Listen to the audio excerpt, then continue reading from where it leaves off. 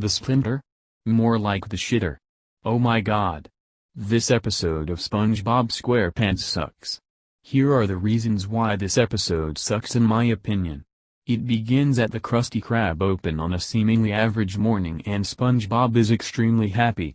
He gets the Krabby Patties ready and soon gets an order of 2 Krabby Patties plus an insult from Squidward, which is to no effect. His excitement eventually causes him to accidentally throw his spatula into the ceiling, and when trying to get it out, he falls, nearly being injured by scissors and swords. Upon landing, SpongeBob accidentally trips on tartar sauce.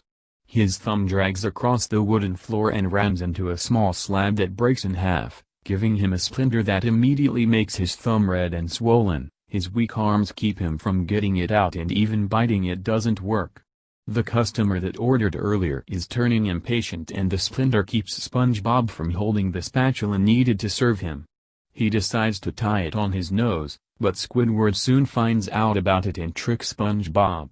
Squidward then convinces SpongeBob that he will get sent home by Mr. Krabs if he sees the splinter and flushes his hat and spatula down the toilet. SpongeBob begs Squidward not to get him sent home but is unsuccessful. Squidward also hints that he will tell Mr. Krabs about the splinter. As Squidward gets his full enjoyment about the situation, he and SpongeBob watch Mr. Krabs drives a customer away with his cheap behavior. Anxious that he would be sent home by Mr. Krabs due to his splinter, SpongeBob calls Patrick to get treated for it, who comes in a fake doctor's uniform to cure the splinter. However, Patrick's treatment only ends up with the splinter further into SpongeBob's thumb, making it swell more. Patrick tries to use garbage on it to help stop the swelling, but unfortunately inadvertently infecting it. Patrick then acts like as a fake doctor, saying as his shift is over, as he returns to his normal duties.